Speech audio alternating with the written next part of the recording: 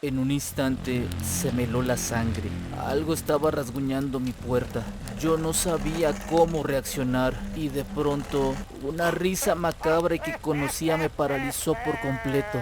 Rápidamente corrí hasta el apagador y mientras trataba de encender la luz pude ver que la sombra de aquel hombre que vi en la morgue del hospital se reflejaba en el vitral de mi puerta. Estaba cargando su figura demoníaca y entonces...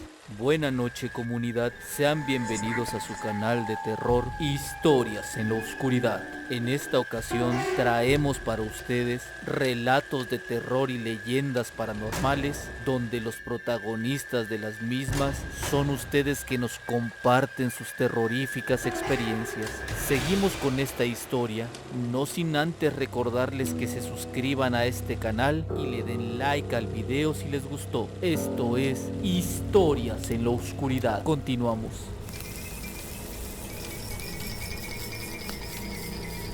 Hola Daniel y comunidad, mi nombre es Aurelio Sánchez. La historia que les voy a contar me sucedió en los meses más críticos de la pandemia en 2020. Durante esa época yo me desempeñaba en mis primeros años como médico y ante la urgencia que se vivía con los enfermos y decesos que proliferaban diariamente en el hospital, no nos dábamos abasto. En una noche de las de agosto, con la clínica saturada y con un cansancio inexplicable, hacíamos hasta lo humanamente posible por tratar de apoyar a toda la gente que en varias ocasiones llegaba debatiéndose entre la vida y la muerte. A los encargados del nosocomio se les indicó que fueran muy selectivos con los pacientes, pues a pesar de que siempre debíamos velar por los intereses de los afectados, por lo grave que fue la situación, había prioridades.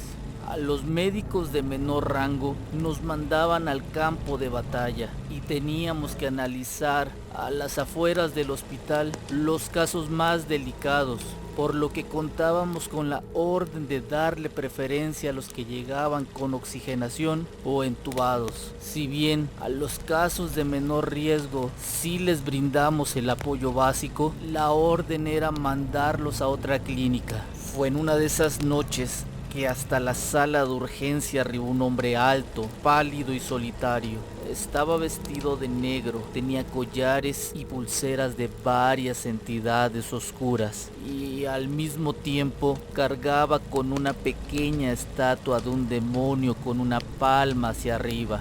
Debo de admitir que eso nos puso un poco nerviosos, pues los que tratábamos de apoyarlo llegamos a la conclusión de que su vibra era muy pesada. Él nos indicó que tenía dificultad para respirar y presión persistente en el pecho, en el cual, por cierto, tenía tatuada una imagen de la Santa Muerte. Tras ser atendido, el hombre estaba helado, muy tieso. Su pulso era muy prolongado, parecía un muerto en vida. Hablaba muy poco y no tenía síntomas de COVID. Él nos suplicó que lo dejáramos entrar, pero la indicación era clara. Solo casos urgentes relacionados con la pandemia, por lo que tras ser evaluado me tocó darle las indicaciones de a dónde tenía que ir para que le brindaran el apoyo que necesitaba. Sin embargo, en un estado de rabieta por no poder entrar, me tomó del brazo con sus uñas que parecían garras sucias y me llegó a lastimar. En un último intento solo me dijo: déjame entrar, por lo que le repetí que era imposible, que de verdad lo sentía mucho. El hombre me soltó, se dio la vuelta, tomó su estatua del diablo y con una risa en voz alta que silenció por algunos segundos el área donde había varias personas, se fue en medio de la oscuridad. La noche continuó a un ritmo tan acelerado que mis compañeros y yo olvidamos por algunas horas a ese peculiar paciente. Sin embargo, cerca de las 3 de la mañana, cuando estaba a punto de terminar mi turno que alargué de más por lo crítico de la situación, algo llamó mi atención. Cuando acudí a despedirme de María, la que por un tiempo fue mi novia, pude percatarme que en su área, donde se hacían cargo de los pacientes que perdieron la batalla contra el bicho, estaba en una de las planchas ese hombre que horas antes me había tomado del brazo. En ese momento no me dio miedo, me invadió la tristeza, pues pensé que por mi culpa había muerto. Mi pareja y su amiga me vieron llorando, por lo que rápidamente se acercaron a mí y, pensando que era algún familiar, trataron de brindarme su apoyo.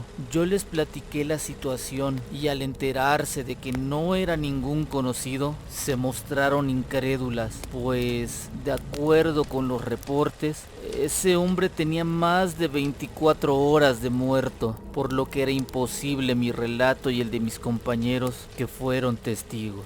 Ellas me contaron que un día antes el hombre no fue recibido en ninguna clínica, por lo que al llegar a nuestro hospital falleció por daños irreparables en los pulmones, y ahí quedó su cuerpo a la espera de ser cremado.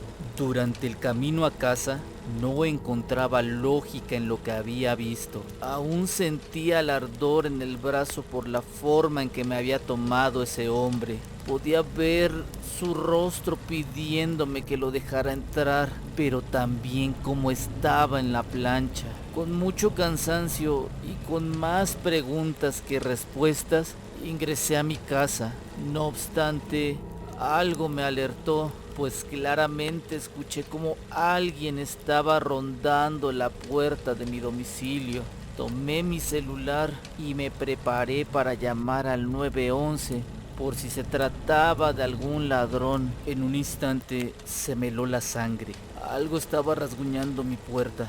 Yo no sabía cómo reaccionar y de pronto una risa macabra que conocía me paralizó por completo.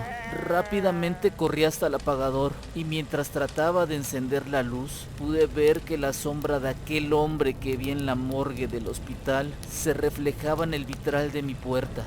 Estaba cargando su figura demoníaca y entonces yo estaba paralizado. Como pude, les avisé a mis papás que ya había llegado. Al estar ya las luces encendidas, tomé el valor y me comencé a acercar a la puerta para asegurarme que probablemente era mi imaginación. Cuando estaba por acercarme al vitral y verificar que no fuera nada, las luces se apagaron y una voz me dijo del otro lado de la puerta: "Déjame entrar". Ahí fue que entré en pánico. De un grito, mis padres bajaron corriendo y, tras calmarme, verificaron que no había nadie en los alrededores de la casa. Mi madre, al ser creyente de lo paranormal, me dijo que seguramente, en medio de tantas muertes trágicas que habían esos días, un alma sin descanso se me había pegado, por lo que ella misma, al ser de un pueblito donde creen en la santería y en la brujería, me hizo una limpia por varios días y poco a poco me fui olvidando de ese terrorífico incidente. Gracias por leer mi historia.